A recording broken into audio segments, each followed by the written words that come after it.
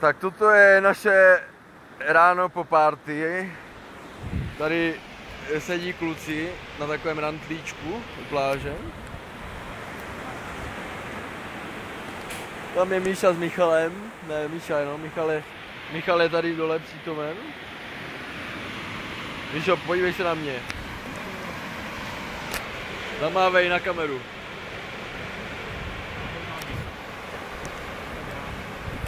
No, každopádně tady je pláž.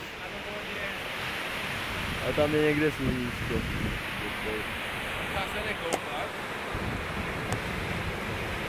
Tady stojí Míša. Po x panákách vodky. No já se radši ukazovat nebudu.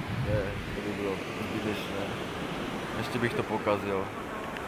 Ten pěkný záběr. Jak tady ty vlny pěkně. Mám trošku vyřvaný hlas, ale to jde.